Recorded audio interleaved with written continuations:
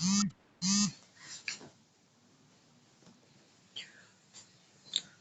प्रदेश में बोली जाने वाली बोलियां हैं ब्रज, अवधी और कन्नौजी। लोधानती बोली की उपभाषा किस उपभाषा के अंतर्गत? लोधानती जो है बुंदेली भाषा उपभाषा के अंतर्गत आती है। अवधी अपभ्रंश से विकसित हुई है। अर्धमागधी अपभ्रंश। अवधी अर्धमागधी अपभ्रंश से विकसित हुई है। हिंदी भाषा का उपभाषा का संख्या है 5। हिंदी भाषा की उपभाषाओं की संख्या है 5। संविधान का वह अनुच्छेद जिसके अनुसार संघ की राजभाषा हिंदी और लिपि देवनागरी है, ये अनुच्छेद 343 के अंतर्गत। ये किसमें पूछा गया था? इतने एग्जामों में 1 2 3 4 5 6 7 8, अरे बहुत एग्जाम में 15 से 20 एग्जामों में पूछा गया है। ब्रज हिंदी की किस उपभाषा के अंतर्गत आता है? ब्रज पश्चिमी हिंदी के अंतर्गत आता है। पश्चिमी हिंदी के अंतर्गत बोली जाती है कन्नौजी। हिंदी प्रदेश के पश्चिमी भाग में स्थित बोलियों के सामूहिक नाम को कहते हैं पश्चिमी हिंदी। वह बोली जिसमें ने प्रसर्ग लगाया जाता है। खड़ी बोली में ने प्रसर्ग लगाया जाता है। खड़ी बोली अपभ्रंश से विकसित हुई है सरसेनी। खड़ी बोली अपभ्रंश से विकसित हुई सरसेनी। खड़ी बोली निकली है पश्चिमी हिंदी से। खड़ी बोली से निकली है पश्चिमी हिंदी। पश्चिमी हिंदी के अंतर्गत के बी एच खड़ी कन्नौजी, बुंदेली, कौरवी, ब्रजभाषा, हरियाणवी आता है। भारत में सर्वाधिक बोली जाने वाली भाषा क्या है? हिंदी। भारत में सर्वाधिक बोली जाने वाली भाषा हिंदी है। पंजाबी, राजस्थानी, हरियाणवी, ब्रज में प्रभावित साहित्यिक खड़ी बोली या देहलवी से वह हिंदी जिसका विकास हुआ है यह मानक हिंदी कहलाता है। मानक हिंदी का विकास हुआ है खड़ी बोली हिंदी से। मानक हिंदी का विकास हुआ है खड़ी बोली हिंदी से। वर्तमान हिंदी का खड़ी बोली नाम पड़ने की वजह थी इसमें खड़ी मात्रा का प्रयोग अधिक होता है, इसीलिए इसे खड़ी बोली नाम कहा गया। हिंदी मेरठ, बिजनौर, सहारनपुर निकटवर्ती क्षेत्रों में कौन सी भाषा बोली जाती है? कौन सी बोली बोली जाती है? खड़ी बोली बोली जाती है। मथुरा, आगरा, धौलपुर, ग्वालियर आदि क्षेत्र में बोली जाने वाली भाषा है ये ब्रजभाषा। मथुरा में ब्रजभाषा, जहाँ कृष्ण भगवान रहते थे वहाँ ब्रजभाषा बोली जाती है। मथुरा, आगरा, धौलपुर, ग्वालियर। बांगरू उपभाषा वर्ग की बोली है। पश्चिमी हिंदी वर्ग की बोली है। बांगरू भाषा ज़्यादातर बोली जाती है हरियाणा में। बांगरू भाषा ज़्यादातर हरियाणा क्षेत्र में बोली जाती है। उत्तर प्रदेश में बोली जाने वाली प्रमुख बोलियों में प्रमुख स्थान है कन्नौज। उत्तर प्रदेश में बोली जाने वाली प्रमुख बोलियों में प्रमुख स्थान कन्नौजी है। कन्नौजी। कौरवी बोली को कहते हैं। कौरवी बोली को खड़ी बोली कहते हैं। कौरवी बोली को खड़ी बोली कहते हैं। कन्नौजी बोली मुख्य रूप से बोली जाती है फर्रुखाबाद में। कन्नौजी बोली मुख्य रूप से फर्रुखाबाद में बोली जाती है। अवधी शब्द का अर्थ है अवध की भाषा। अवधी शब्द का अर्थ है अवध की भाषा। अवधी वो भाषा वर्ग की बोली है पूर्वी हिंदी। ये पूर्वी हिंदी। अवधी पूर्वी हिंदी के अंदर कौन कौन सी आता है? अवधी, बघेली, छत्तीसगढ़ी। ABC अवधी, बघेली, छत्तीसगढ़ी। बघेली बोली का क्षेत्र है रीवा, मध्य प्रदेश है शायद। अवधी बोली का क्षेत्र है रीवा। बघेली बोली का संबंध है पूर्वी हिंदी से। अवधी, बघेली, छत्तीसगढ़ी अभी बताए थे ABC। और छत्तीसगढ़ी भाषा बोली जाती है पूर्वी हिंदी में। वह बोली जो राजस्थानी हिंदी के अंतर्गत आती है मेवाती। वह बोली जो राजस्थानी हिंदी के अंतर्गत आती है मेवाती इसे कहा जाता है। जयपुरी का स्थानीय नाम है ढूढ़ाड़ी। जयपुरी का स्थानीय नाम है ढूढ़ाड़ी। हाड़ौती बोली है। हाड़ौती बोली है पूर्वी राजस्थान की। हाड़ौती बोली है पूर्वी राजस्थान की। ढूढ़ाड़ी बोली है पूर्वी राजस्थान की। हाड़ौती, ढूढ़ाड़ी ये पूर्वी राजस्थान की बोली है। ये चकबंदी लेखपाल परीक्षा में पूछा गया था। पहाड़ी बोली है मंडियाली। पहाड़ी बोली है मंडियाली। और गाजीपुर में बोली जाने वाली ये भोजपुरी बोली जाती है। और बिहारी हिंदी का नाम है मगही। बिहारी हिंदी का नाम है मगही। हिंदी भाषा का विख्यात बोलियों की संख्या है कितना? 8। हिंदी भाषा की 8 विख्यात बोलियां हैं। ब्रज भाषा का विकास सौरसेनी अपभ्रंश से हुआ है। ब्रज भाषा का विकास सौरसेनी अपभ्रंश से हुआ है। हिंदी भाषा का लिपि है देवनागरी। हिंदी भाषा की लिपि देवनागरी है। हिंदी के अतिरिक्त वह भाषा जिसे देवनागरी लिपि में लिखा जाता है नेपाली। हिंदी के अतिरिक्त वह भाषा जिसे देवनागरी लिपि में लिखी जाती है नेपाली भाषा। भारत में आर्य भाषा का आरंभ हुआ है 1500 ईसा पूर्व के आसपास। भारत के लिए हिंदी भाषा का नाम सबसे पहले सुझाया था राजा राम मोहन राय ने। भारतीय संविधान में हिंदी को मान्यता प्रदान की गई 14 सितंबर 1949। 14 सितंबर हिंदी दिवस मनाया जाता है। 10 जनवरी विश्व हिंदी दिवस मनाया जाता है। कितने में पूछा गया है? 8-10 एग्जाम में पूछा गया है। कन्नड़ का संबंध भाषा परिवार से है। कन्नड़ का संबंध द्रविड़ भाषा परिवार से है। लिपि की आवश्यकता होती है भाषा लिखने में। लिपि की आवश्यकता भाषा लिखने में। गोवा की स्वीकृत राजभाषा है कोंकणी। गोवा की स्वीकृत राजभाषा कोंकणी है। भाषा अथवा वह बोली अथवा भाषा जो हिंदी के अंतर्गत नहीं आती तेलुगु है वो हिंदी के अंतर्गत नहीं आती है। संस्कृत भाषा की अपभ्रंश है पाली। संस्कृत भाषा की अपभ्रंश भाषा है पाली। इस वीडियो से पूरा यूपीएसआई का एग्जाम इससे एक क्वेश्चन भी बाहर न जाने की गारंटी है। भारतवर्ष में हिंदी का वर्ग है राजभाषा। भारतवर्ष में हिंदी का वर्ग है राजभाषा।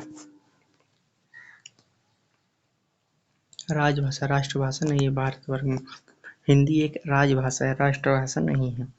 ब्रजबोली नाम से जानी जाती है पुरानी बांग्ला। ब्रजबोली पुरानी बांग्ला के नाम से जानी जाती है। मानक हिंदी से तात्पर्य है आदर्श के रूप में हिंदी का स्वीकार्य रूप। अधिकतर भारतीय भाषाओं का विकास की लिपि है ब्राह्मी लिपि। गुरुमुखी लिपि है पंजाबी। गुरुमुखी भाषा की लिपि है पंजाबी। जैसे हिंदी की देवनागरी है उसे गुरुमुखी की पंजाबी है। प्राकृत भाषा है जैनियों की। प्राकृत भाषा जैनियों की है। देवनागरी लिपि में किए गए सुधार से संबंधित बाल गंगाधर तिलक द्वारा सुझाए गए फॉन्ट का नाम है तिलक फॉन्ट। सुझाए गए फॉन्ट का नाम तिलक फॉन्ट। इसे पूछा जाएगा तो इसे बता दीजिएगा तिलक फॉन्ट है। वह क्षेत्र जिसकी बोली का काशिका को काशिका कहा गया है वाराणसी का। वाराणसी मतलब काशी से काशिका। वह क्षेत्र जिसकी बोली को काशिका कहा गया है वाराणसी को। वाराणसी को काशी भी कहा जाता है, ऐसे याद कर लो काशिका। देवनागरी लिपि का सर्वप्रथम प्रयोग हुआ था जयभट्ट के शिलालेख में। देवनागरी लिपि का सर्वप्रथम प्रयोग हुआ था जयभट्ट के शिलालेख में।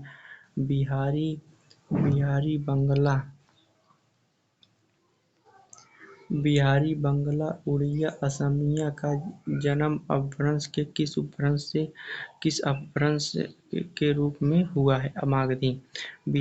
मागधी के अंतर्गत बिहारी बंगला उड़िया असमिया आता है। भाषा के संदर्भ में अपभ्रंश शब्द के प्रयोग का प्रारंभ हुआ है 6ठी शताब्दी में। भाषा का व्याकरण सम्मत आदर्श रूप को कहते हैं मानक भाषा।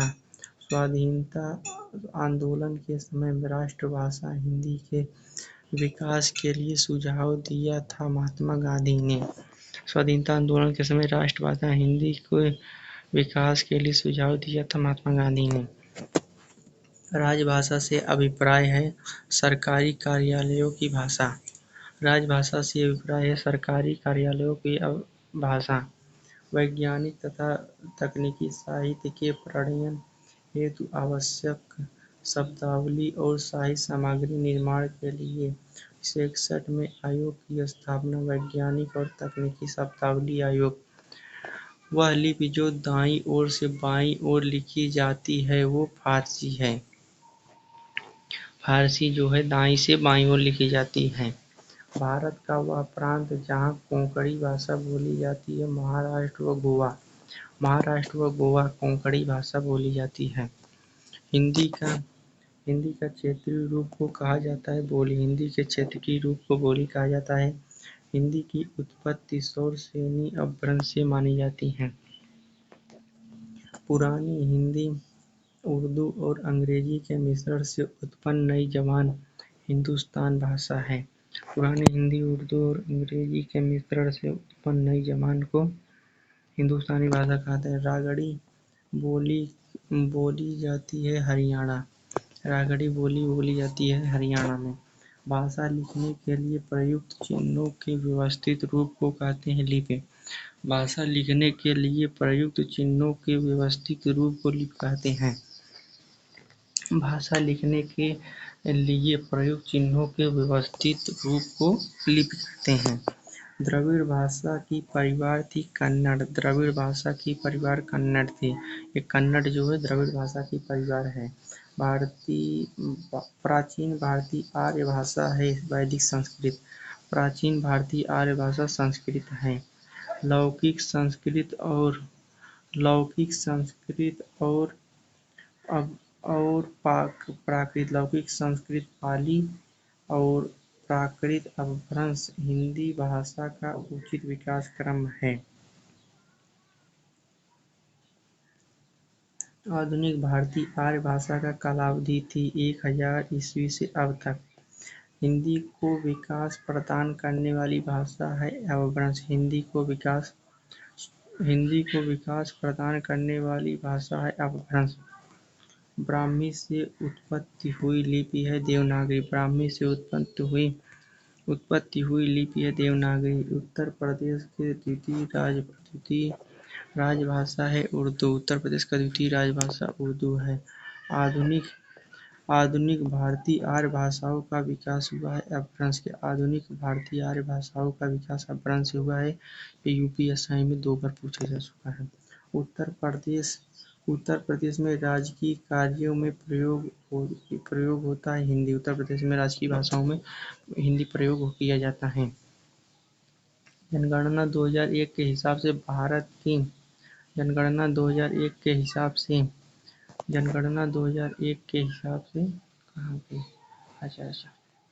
जनगणना 2001 के हिसाब से बोली जाने वाली भाषा है बंगाली। जनगणना 2001 से भारत की सबसे अधिक बोली जाने वाली भाषा है बंगाली। एक के हिसाब भारत में सबसे अधिक बोली जाने वाली भाषा है बंगाली।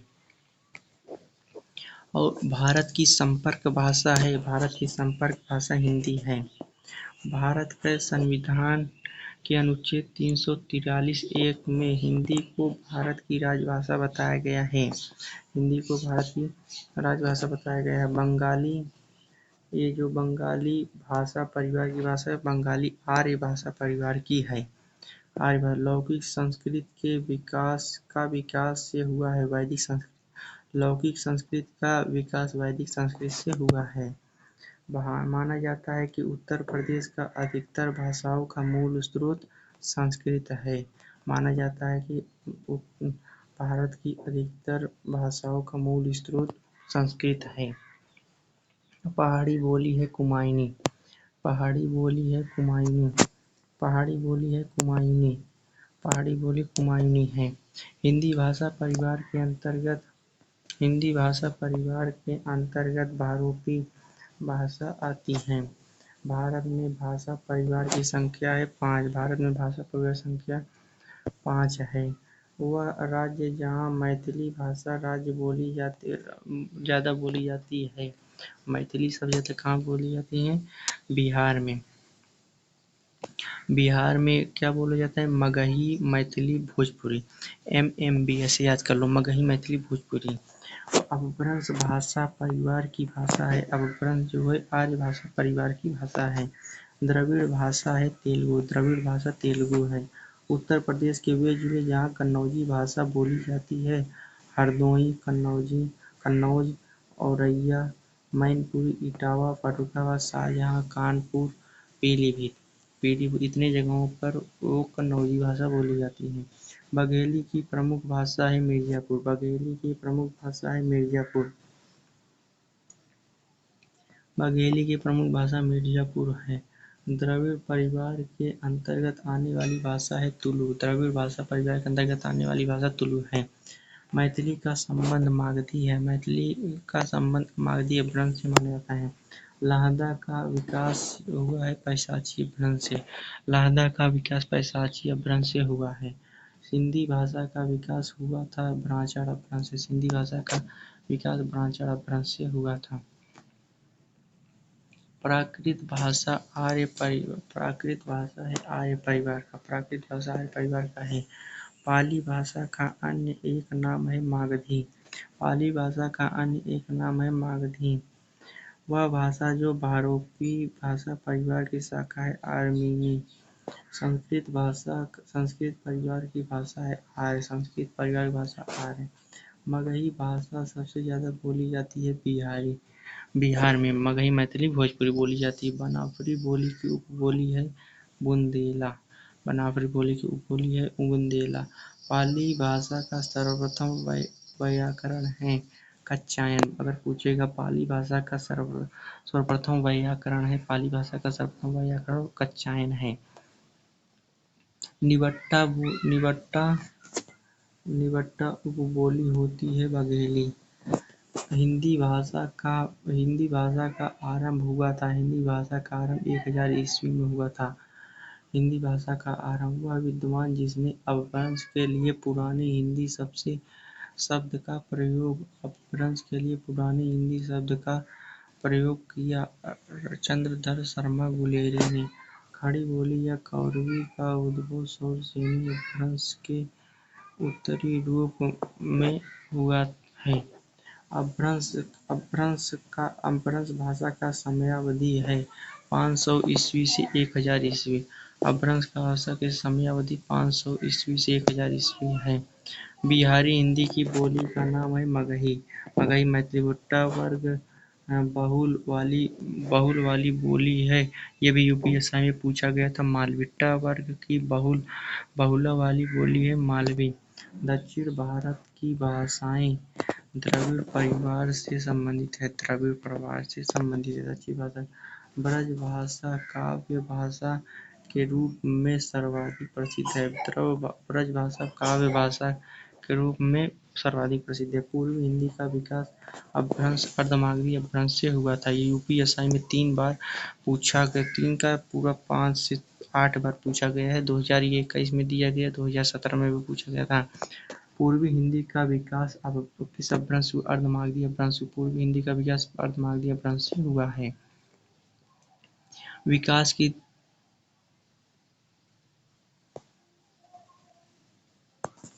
की दृष्टि से अपभ्रंश की पूर्वकालीन अवस्था का नाम है प्राकृत। विकास की दृष्टि से अपभ्रंश की पूर्वकालीन अवस्था का नाम है अपभ्रंश की पूर्वकालीन अवस्था का नाम है पाली प्राकृत अपभ्रंश। हाँ, पाली प्राकृत बाद अपभ्रंश आता है। मागधी अपभ्रंश से संबंधित भाषा है बांग्ला। मागधी अपभ्रंश से संबंधित भाषा है बांग्ला। वह भाषा जिसका विकास मागधी अपभ्रंश से हुआ है मगही। मगही का विकास मागधी अपभ्रंश से हुआ है। उदासीन आकार बहुला बोली है बघेली। उदासीन वह भाषा जिसका विकास मागधी अपभ्रंश मगही। उदासीन आकार बहुला बोली है बघेली। वह भाषा जिसकी मुख्य बोली विष्णुपुरिया है असमी। ऋग्वेद में वैदिक संस्कृत भाषा का प्रयोग हुआ है। ऋग्वेद में वैदिक भाषा मराठी भाषा का संबंध माना जाता है महाराष्ट्र अपभ्रंश से। पूर्वी भाषा का और भी नाम से जाना जाता है भोजपुरी। पूर्वी भाषा को भोजपुरी नाम से भी जाना जाता है। असम में सर्वाधिक बोली जाने वाली भाषा है असमिया। असम में सर्वाधिक बोली जाने वाली भाषा असमिया है। वह बोली जो हिंदी की नहीं है। मलयालम जो है मलयालम और तमिल ये हिंदी की बोली नहीं है। यह बोली पूर्वी हिंदी वर्ग की बोली नहीं है। बुंदेली जो है हिंदी वर्ग की बोली नहीं। बुंदेली पूर्वी हिंदी बुंदेली के अंतर्गत नहीं आता है। ये तो के बी के ये पश्चिम बुंदेली जो है पश्चिमी बोली के अंतर्गत आती है। बुंदेली का क्षेत्र है झांसी जालौन दतिया बुंदेली का क्षेत्र है। मेवाती बोली है राजस्थान की। मेवाती बोली राजस्थानी बोली है। हिंदुस्तानी भाषा का रूप है हिंदी उर्दू मिश्रित। हिंदुस्तानी भाषा का रूप है हिंदी उर्दू मिश्रित। हिंदी की आदि जननी है संस्कृत। हिंदी की आदि जननी अगर पूछा जाएगा तो कौन है? संस्कृत है। हिंदी की आदि जननी संस्कृत है। ये पूरा यूपीएसआई कंप्लीट है, देख लीजिए बगल में दाहिनी साइड। द्रविड़ परिवार की भाषा है कन्नड़। द्रविड़ परिवार की भाषा कन्नड़ है। वर्तमान हिंदी का प्रचलित रूप है खड़ी बोली। वर्तमान हिंदी का प्रचलित रूप खड़ी बोली। हम लोग जिस भाषा में बात करते हैं वो खड़ी बोली है। त्रिपुरा राज्य की राजभाषा है। त्रिपुरा राज्य की राजभाषा क्या है? बांग्ला। त्रिपुरा में बांग्ला। त्रिपुरा की बांग्ला जैसे ही उत्तर प्रदेश में राजभाषा हिंदी है। उससे वह भाषा जो 8वीं अनुसूची में शामिल नहीं है मीजो। 8वीं अनुसूची में शामिल नहीं है मीजो शामिल नहीं है। आकार बहुला बोली है कौरवी। आकार बहुला बोली है कौरवी। आकार बहुला बोली है कौरवी। वह राज्य जिसकी मुख्य राजभाषा हिंदी नहीं है असम। जिसकी मुख्य राजभाषा हिंदी नहीं असम। अपभ्रंश में स्वर मौजूद थे 8। वह भाषा जो भारतीय संविधान की 8वीं अनुसूची में शामिल नहीं है तुलु।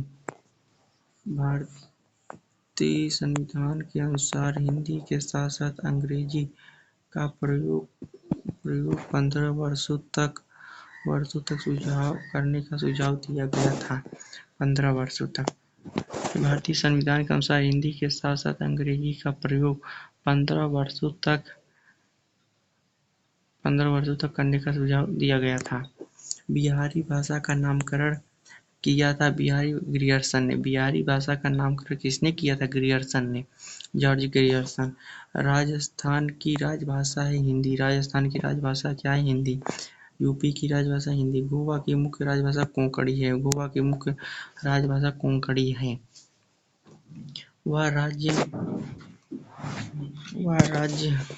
जहाँ तुलु भाषा ज़्यादा बोली जाती है कर्नाटक में। कर्नाटक में तुलु भाषा ज़्यादा बोली जाती है। गुजरात की राजभाषा है गुजराती। वह साहित्य जिसका संबंध पाली भाषा से मुख्य रूप से जुड़ा हुआ है बौद्ध साहित्य। बौद्ध साहित्य पाली भाषा में लिखा था और जुड़ा है। वह भाषा जिसमें 92वें संविधान संशोधन अधिनियम 2003 के तहत संविधान की 8वीं अनुसूची में नहीं शामिल किया गया है तमिल को। संविधान की 8वीं अनुसूची में नहीं शामिल तमिल नहीं शामिल है।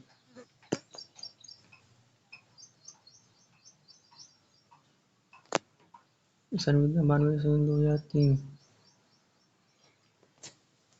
इसमें लास्ट में बोडो डोगरी मैथिली संताली शामिल हुआ था, तमिल नहीं था। तमिल तो पहले ही शामिल हो गया था। भारतीय संविधान का वह भाग जिसमें राजभाषा का प्रावधान है भाग 17 में राजभाषा है। संविधान की 8वीं अनुसूची में उल्लेखित भाषाओं की संख्या कितनी है? 22। पहले 14 भाषा थी, अब 22 है। 8 जोड़ा गया। भारत सरकार के गृह मंत्रालय के तहत विभाग आता है राजभाषा विभाग। भारत सरकार के गृह मंत्रालय के तहत राजभाषा विभाग आता है। भारतीय संविधान की 8वीं अनुसूची में शामिल नहीं है मगही। भारतीय संविधान की 8वीं अनुसूची में शामिल नहीं मगही शामिल नहीं है। भारत के प्रधानमंत्री समिति का अध्यक्षता करते हैं केंद्रीय हिंदी समिति की अध्यक्षता करते हैं। भारतीय संविधान के वह अनुच्छेद जिसमें उल्लेख मिलता है कि राजभाषा हिंदी के लिए भारतीय अंकों के अंतर्राष्ट्रीय स्वरूप का प्रयोग किया जाएगा 343। भारतीय संविधान के वह अनुच्छेद जिसमें उल्लेख मिलता है कि राजभाषा हिंदी के लिए भाषा भारतीय अंकों के अंतर्राष्ट्रीय स्वरूप का प्रयोग किया जाएगा। 343 अनुच्छेद 343 के अंतर्गत राजभाषा का प्रयोग किया जाएगा। राजभाषा हिंदी का प्रयोग किया जाएगा। असम की राजभाषा है असमिया और राजभाषा प्रागामी प्रयोग समीक्षार्थ गठित संसदीय राजभाषा के अंतर्गत की अध्यक्षता करते हैं भारत के गृह मंत्री। केंद्र सरकार कर्मचारियों के प्रशिक्षण हेतु गठित केंद्रीय हिंदी प्रशिक्षण संस्थान राजभाषा विभाग के तहत कार्य करता है। केंद्र सरकारी कर्मचारियों के हिंदी प्रशिक्षण हेतु गठित केंद्रीय हिंदी प्रशिक्षण संस्थान विभाग के तहत कार्यरत है। ये राजभाषा विभाग केंद्रीय हिंदी प्रशिक्षण संस्थान विभाग के तहत कार्यरत राजभाषा विभाग। भारतीय मतलब विश्व हिंदी दिवस मनाया जाता है 10 जनवरी को। विश्व हिंदी दिवस जनवरी को और भारतीय हिंदी दिवस मतलब राष्ट्रीय हिंदी दिवस कब मनाया जाता है? 14 सितंबर को मनाया जाता है। भाट भाषा को कहा जाता है डिंडल। भाट भाषा को डिंगल कहा जाता है। भारतीय संविधान का वह अनुच्छेद जिसमें उल्लेख मिलता है कि संविधान के लागू होने के 15 वर्ष तक अंग्रेजी का प्रयोग जारी रहेगा। 343 भारतीय संविधान का अनुच्छेद 343 में लागू था कि भारत का संविधान लागू होने के 15 साल तक अंग्रेजी भाषा का प्रयोग जारी रहेगा। देवनागरी लिपि में किए गए सुधारों में पंचमाक्षर के बदले अनुस्वार के प्रयोग का सुझाव दिया था। श्याम सुंदर दास ने। सूरीनाम, मॉरिशस, गुयाना में बोली जाने वाली बोली है भोजपुरी। सूरीनाम, मॉरिशस और गुयाना में बोली जाने वाली बोली है भोजपुरी। विश्व हिंदी दिवस कब मनाया जाता है? 14 सितंबर को मनाया जाता है। देवनागरी लिपि मूलतः है अक्षरात्मक। वह राज्य जिसमें सबसे पहले देवनागरी लिपि का प्रयोग हुआ है गुजरात। जिसमें वो गुजरात है। भारत में हिंदी राजभाषा के अंतर्गत शामिल है। संविधान का वह अनुच्छेद जिसमें सरकार के उन कर्तव्यों का दायित्वों का उल्लेख किया गया है जिनका पालन हिंदी के प्रचार प्रसार और विकास के लिए किया जाता है। अनुच्छेद 351 के अंतर्गत। अब इसे अगली क्लास में हम लोग देखते हैं। तो वीडियो देखने के लिए धन्यवाद। Love you all.